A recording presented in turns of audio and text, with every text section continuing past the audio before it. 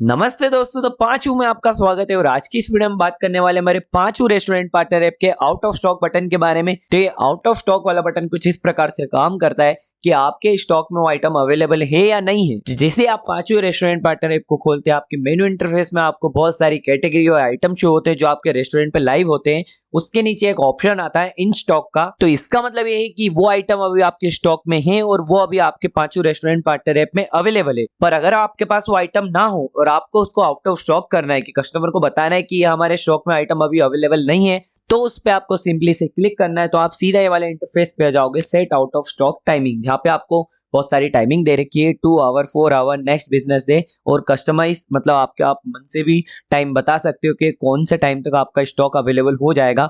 और ये कस्टमाइज वाले ऑप्शन में आप एक हफ्ते तक की टाइमिंग सेट कर सकते हो, एक हफ्ते से ज्यादा नहीं कर सकते। तो चलो यहाँ पे आइटम पे हम टाइमिंग सेट करके देखते हैं। तो सबसे पहले हम सिंपली से 2 आवर्स पे क्लिक करते हैं और यहाँ पर आ चुका है आज की डेट। मैं 12 मार्च पे इसको रिकॉर्ड कर रहा हूँ, तो यहाँ पे 12 मार्च की डेट आ रही है और टाइमिंग यहाँ पे आ रही है 3:46। तो जिस टाइम पे हम इसको सेट करेंगे उसके अगले 2 घंटे में ऑटोमेटिकली इन स्टॉक हमारा ऑन हो जाएगा। तो मैंने इसको 2 आवर्स के लिए सेट करा। तो यहाँ पर मेरे सेवपुरी वाले आइटम में जो नेक्स्ट अवेलेबिलिटी है वो आ रही है मार्च 12 3:46 पे आइटम ऑटोमेटिकली अवेलेबल हो जाएगा। वैसे ही यहाँ पर आप 4 घंटे का भी सेट करते हो, नेक्स्ट बिजनेस डे मतलब 24 आवर का सेट हो जाएगा, मतलब पूरे एक दिन बाद ये आइटम की अवेलेबिलिटी हो जाएगी। और उसके बाद नीचे आ रहा है कस्टमाइज डेट। तो जैसे ही आप इस पे क्लिक करोगे आपके सामने एक कैलेंडर ओपन हो जाएगा, जहां पे आप एक हफ्ते तक की टाइमिंग डिसाइड कर सकते हो। यहाँ पे पांचों प्लेटफॉर्म आपको एक हफ्ते तक की टाइमिंग डिसाइड करने की अवेलेबिलिटी देता है। तो आप आपके हिसाब से कैलेंडर में देख के मैन्युअली भी टाइम डिसाइड कर सकते हो। और अगर आपको टाइमिंग पे कॉन्फिडेंस नहीं आ रहा है कि शायद ही हम इस टाइम तक हमारे आइटम को अवेलेबल कर पाए, तो आपके लिए यहाँ पर बेस्ट ऑप्शन दे रखा है, I will turn it on my self. इसका मतलब ये है कि आप जब तक आप आके इसको स्टार्ट नहीं करोगे, जब तक आउट ऑफ स्टॉक रहेगा, ये एक बटन की तरह काम करेगा। जब तक आप इसको आके चालू खुद से नहीं करोगे, ये आउट ऑफ स्टॉक ही रहेगा। तो यहाँ पर मैंने I will turn it on my self कर रखा था, तो यहाँ पर मैं इसको आउट ऑफ स्टॉक से हटा देता हूँ। और ये चीज का आपको ध्यान में रखना है, आपको आइटम की अवेलेबिलिटी को ऑन भी करना है, वरना कस्टमर को शो होगा कि आइटम तो आपके पास है ही नहीं। तो इन छोटी छोटी चीजों का आपको यहाँ पर ध्यान रखना है।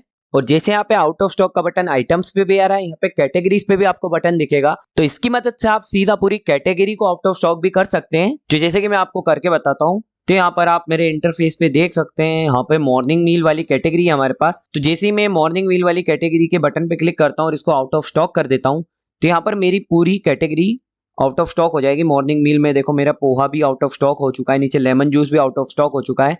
और जब तक मैं इसको ऑन नहीं करूंगा, इसमें कोई सी टाइमिंग नहीं होती है, कैटेगरी बटन की तरह काम करेगा। जैसे मैंने बटन दबा के बंद करा था, वैसे ही मैं इसको बटन दबा के अब चालू कर देता हूँ। तो यहाँ पर जैसे ही मैंने इन स्टॉक इसको करा, तो यहाँ पर देख लो मेरे दोनों आइटम यहाँ पे शो हो रहे हैं। और एक और सिनेरियो आपको बताता हूँ कि जैसे मैंने यहाँ पे पोहे को आउट ऑफ स्टॉक कर दिया 4 घंटे के लिए। तो पोहे को जब मैंने 4 घंटे के लिए आउट ऑफ स्टॉक कर दिया है, और अब यहाँ पर मैं कैटेगरी को भी आउट ऑफ स्टॉक कर दूंगा। तो जैसे ही मैं कैटेगरी को आउट ऑफ स्टॉक करूंगा, आप देख सकते हो मेरे पोहे पे जो टाइमिंग लिखी आ रही थी वो हट चुकी है। तो यहाँ पर जो मेरा आइटम पोहा है, ये सीधा कैटेगरी वाले बटन से कनेक्ट हो चुका है। जैसे कि देखो मैं यहाँ पे पोहे पे क्लिक कर रहा हूँ और इसको इंस्टॉक करने का ट्राई कर रहा हूँ, तो ये यहाँ पर एरर मार रहा है, ये मुझे out of stock, category out of stock है, इसलिए आप नहीं कर सकते, ऐसा बोल रहा है।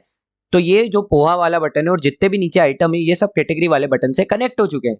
तो जैसे ही मैं कैटेगरी वाले बटन को इंस्टॉक करूंगा, यहाँ पर मैंने इसको इंस्टॉक करा और ये आप देख सकते हो यहाँ पर मेरी पूरी कैटेगरी यहाँ पे इंस्टॉक हो चुकी है।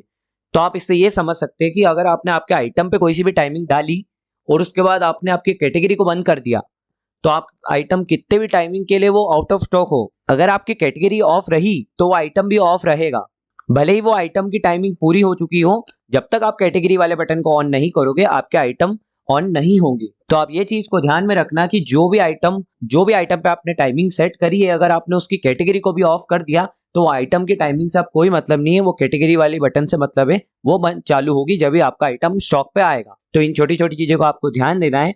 तो आज की इस वीडियो में बस इतना ही। मैं मिलता हूँ किसी और नई वीडियो में और नई जानकारियों के साथ। पांचों परिवार में जुड़ने के लिए धन्यवाद।